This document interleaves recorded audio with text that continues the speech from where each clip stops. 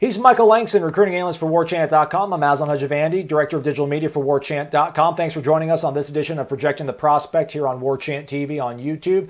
Use the promo code Warchant30 if you're not already a member of the Ultimate Seminoles Sports Source. Join the tribe today. All right, Michael, we're going through all of the signees, and tight end is a position that's going to probably, most people would assume, get a little bit more burn, as the kids say, or a little more involvement in the Mike Norvell, Kenny Dillingham offense. Carter Boatwright's a guy that's already on campus, but they added somebody pretty much at the 11th hour on signing day February, and that's TJ Davis out of Metter, Georgia. When you look at him, what flashes to you about TJ Davis's game? He's definitely athletic and fast. I mean, he's twitchy. He can get after the pass rusher. Was surprised when we talked to him right before he committed. He said he was like 240 something. So that was kind of surprising. But when you watch his film, that's what jumps out to me is athleticism. The way he can get out there and cover the screens really well, and then he also gets to that quarterback so fast. Has some thundering hits as far as hitting. So I think his ability to get after the quarterback is certainly. Did I make that up? Did he play tight end at all, Michael, or is he a two-way guy? Okay. He played some. He played some tight end, but he was mostly defensive end. So he did play a little bit of tight end, but I think defensive ends where they certainly want him. Obviously, there's still room to grow as far as his game, but he was one of those fast risers that they got on late.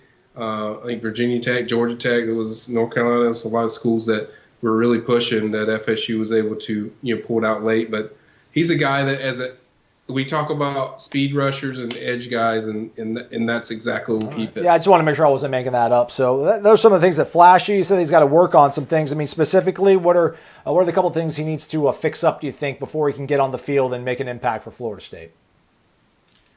Well, we talk about athletically, he's there. He's very quick, so he certainly has that. But size-wise, with his strength's got to get better. He's certainly going to have to improve his strength as far as going into college level and playing against college offensive tackles. It's going to be more challenging can't just blitz by those guys. Obviously, he's going to have to improve his technique as far as getting more moves, getting more technique, getting more spin moves, better rip moves towards the quarterback and stuff like that where physicality and he can use more of his physicality to an advantage. So I think getting stronger is an area that I think he can improve. Let's get some insight from two coaches on staff. John Papuchis, defensive ends coach, who will be working quite closely with TJ Davis, as well as defensive coordinator Adam Fuller. For example, with TJ, we did not want to bring 3 or 4 or 5 defensive ends on campus this last weekend, knowing we were only going to take one. So we picked who we thought was the best one and the best fit, and we went all out on him. And I think the most important thing is for him to come ready to work, come in prepared, know that the transition from high school to college is going to be a significant jump, and embrace everything that there is to embrace about what it means to be a player at Florida State. And if he does that, I think he's going to do just fine. We went in a bunch of homes trying to find the right fit here at Florida State, and TJ's film jumped out.